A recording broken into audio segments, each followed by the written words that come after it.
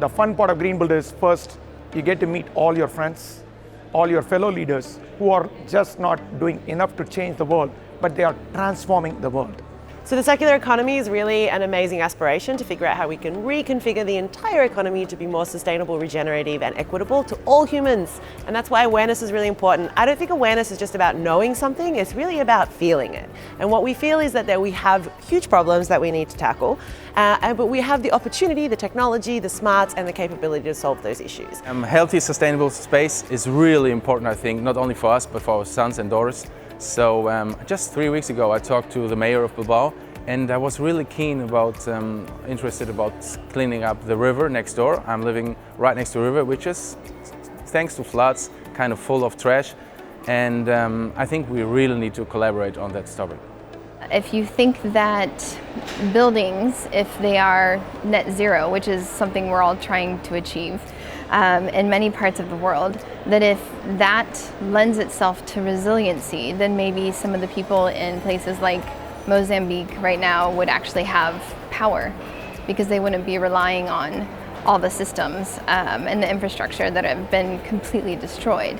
If you want to drive changes, you can't do it on your own. You need other stakeholders to be convinced about the common aim, whether it's materials or the health within the buildings. You still need to convince people. That's why stakeholder engagement is key. Circular economy to me is the opposite of linear economy, which is we make the best out of our resources and we try to minimize the waste. And why is that? We know that the resources one day they will end, so we're trying to minimize this loss and make them last as long as we can. For me, education is very important in this process of sustainability because I see a lot of people cares about it. We see it here in the Greenbuild conference, but you usually have the problem that the people don't really know what sustainability means. So I think we have to focus on that issue because if the people know what sustainability means, what the energy is, what the materials are, what we address in these topics, then they could understand better what we are doing. For me, sustainability has to be adapted for each area, for each population, and the social aspects are really, really important. Well, I think education is really a crucial part. You have to, well, it starts with even your kids. I have two kids, two girls actually, from 4 to 9 years old. And I think education really starts back then. You have to educate your kids to that they have to grow up in life differently. We saw, I think, 3 or 4 times on this convention, we saw Greta Thunberg. She's really making a point, I think, and she's showing us grown-ups what we have to think about.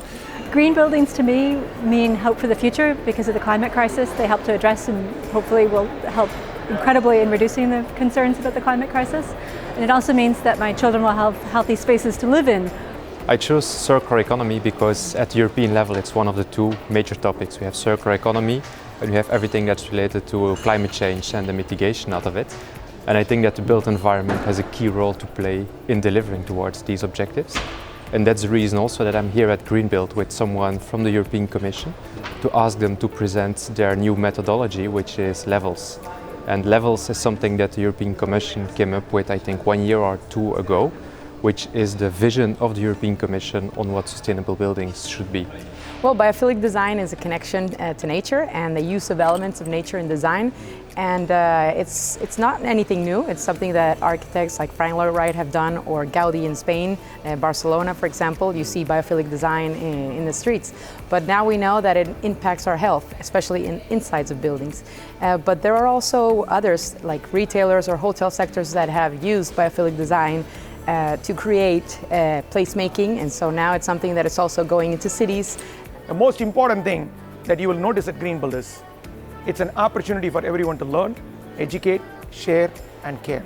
So this year's theme is about caring, sharing, particularly focused on human health and wellness, because green buildings are all about people.